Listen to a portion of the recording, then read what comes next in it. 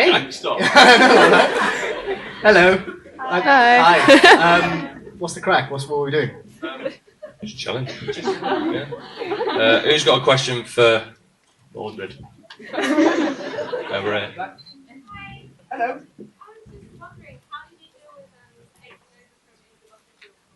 How did I deal with taking over from him?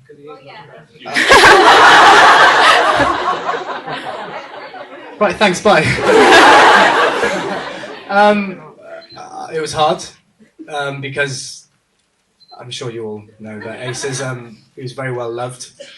I think I've done quite a lot of interviews where I've said that I've done a lot of research and stuff into how Asa was as Mordred and tried to bring as much of that into it as possible. I think that if I did Mordred if Asa hadn't have been in the show and it was this series and this was the first time you saw Mordred, I think he would be a little bit different to what you've seen on television so far. I'm still trying to incorporate some of what Asa does and try to bring it in.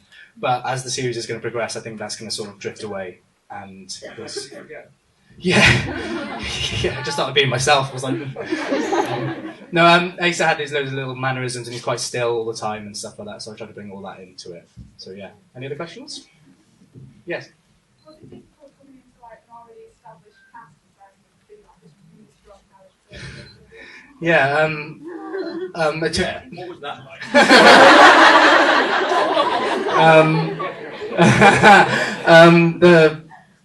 I suppose the first month was a bit difficult because the familiarity with everyone, they're like, really close friends, and the level of banter was through the roof, really. Those have been jokes that I just didn't get. I was a bit sort of clueless and a bit scared, but Plus I got kicking his shins. that didn't help. First minute as well, he didn't even say hello, just ran up and just gave me a big boot. No, no, it was, but after that, it's become second nature, and hopefully it shows, I think. And the episode that's coming out tonight is a fun one because there's a lot of humour with. The Knights have a lot of sort of humour with Mordred as sort of his first patrol, so that'll be fun. Owen has no idea. It's the diss here, the episode 5, the banter. We just discussed it, which one we think it is. I'm being polite.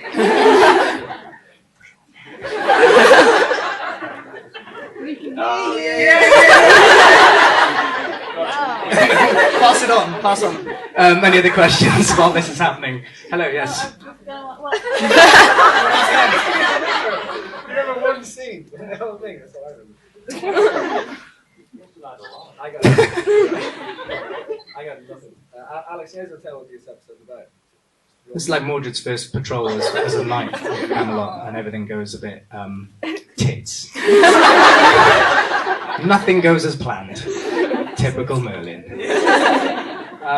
Yes, you?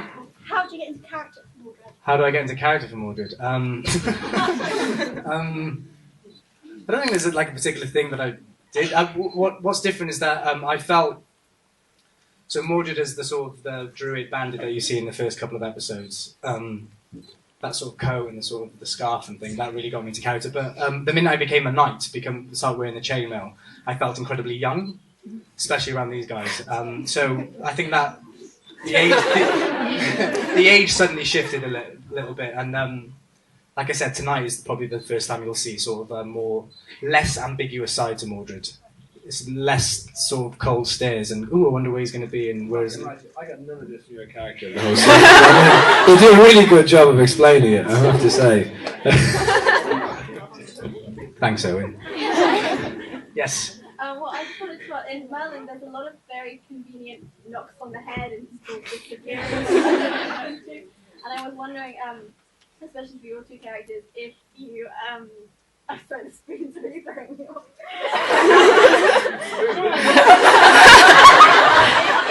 what extent do you think they suspect? To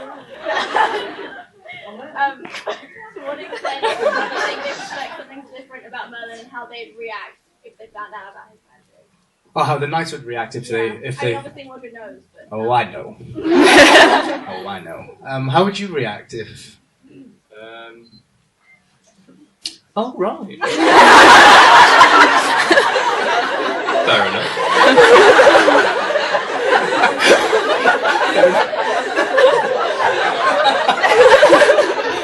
How would Gawain react to Merlin? Would it be that? You got nothing else to add? Oh right, that's great. Cool, man. You should have given me that line. I spoke to you earlier that you it's historical, you supported to be a porn star. I did, yeah. Yeah. What would your name be? Whoa. They always have the most silliest names, don't they? God, that's quite hard. I'm gonna think about that, and then when we do the signings, I'll have it prepared to you. How's that? That's a better one. Yes. Is there no one in Canada that remembers that Mordred is magic? You are banned from asking questions about it, okay? I know where you are. I know where you're sitting. Second of all, Karen, can we get rid of her? Because she's really awkward. I think there's something. I don't know. Just because he's a druid doesn't necessarily mean that he. I think Arthur knows he's a druid doesn't necessarily know he has magic. I think that's what they tell. I think that's what they told me. I think I asked the same question. I think I went to Johnny and Julia and went, what? Doesn't he know? And apparently, just because he was a druid doesn't necessarily mean he has magic. So I think that's how they've got away with it. But yeah, I know. You can roll your eyes. I'm rolling my eyes too. Yeah. You. You said, this is for all of you, but you know when you said, oh, they should have given me that line, is that a hint to the reveal? The no. No.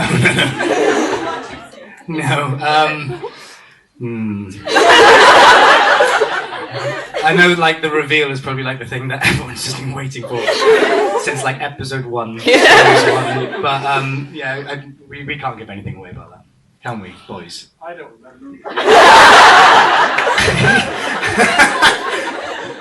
Owen is useless. Yes, you. Yeah. I'm just wondering how much you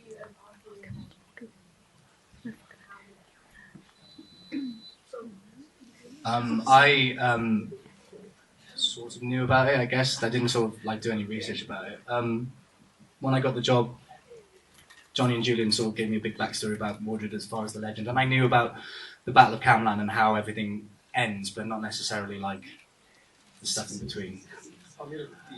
I watched a cartoon called The Knights of Justice. Anyone watch that? King Arthur and the Knights of Justice. Who watched that? No one? Just me. I knew little, I would say. But then I think it's your job as an actor to go and research it once you get a part and stuff if you don't know anything about it. So I went and researched one Wikipedia page, I think. And there was one I think I remember seeing about Sir Percival called Sir Percival the Strong or something like that. Is that right? Or something like that? Anyone? Yeah, is that right? So I went, okay, cool. It'd be cool if I got no sleeves or something. And then they gave me that grant. So, you? I clearly did copious amounts of research. Yeah, I mean, I knew about it because I'm much more well-educated than most, and I read books and stuff. So,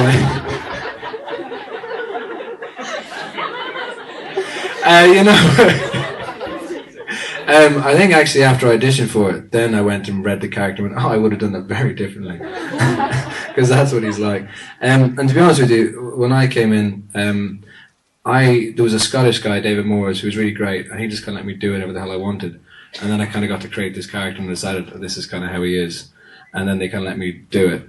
And what they did was, in Merlin, which they have done a little bit, because they write as they go along, which is very inconvenient because you get given the whole script like the day before you're shooting. And sometimes you wish they had a bit more of a plan. They really don't. I swear to God.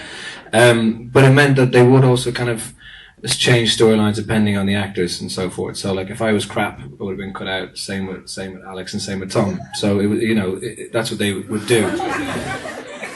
No, It's been one episode. If you don't see it, that's because pretty much. They kind of went, the previous few episodes you were a bit crap, so we'll just cut you out. No, but that's what they did. So they did kind of let us then develop the characters to a certain extent, but not that much because they're basically control freaks. And this is going all over the internet, isn't it? But I do love them dearly. Next question. Yes. Yes. Have you had any awkward or embarrassing auditions?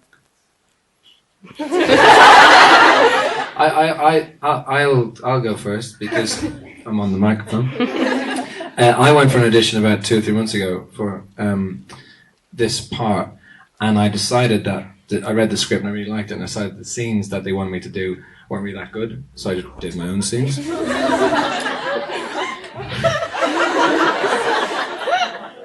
I wasn't supposed to do that, and she made me do the scenes I hadn't prepared, which were crap, and I told her they were really crap. I didn't get that part. Good going.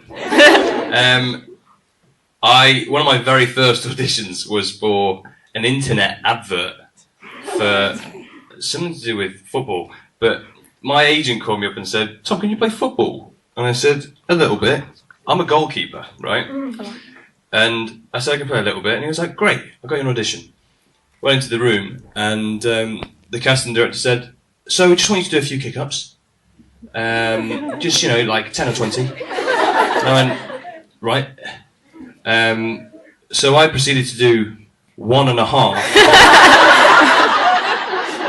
And on my second, I basically booted the ball at the casting director's head. She had to dodge out of the way and gave me the ball and said, "Do you want to give that another go?" And I said, "Yeah, sure." And that was me not getting the part. There you go. Alex? I had an audition for a commercial, and it was a car commercial where I had to arrive on a parachute, land in the car. Well, obviously not, but to pretend that I arrived on a parachute, landed on the seat. There was a rally driver driving. I was surprised to see him. It does sound like Fiery Hawk. I've ever seen that. Well, Can we put front? No, we can't. no. But landed parachute. Reese, can you get Fiery Hawk? I don't think we can. Yeah, why not? Yeah, Fiery Hawk's great. Oh. It's on YouTube. Go see. Oh, is that a bit? No. Watch it in your own time. It's on YouTube, but is that a bit? It's a bit. Yeah, watch it. No, Reese, don't do that. Yeah.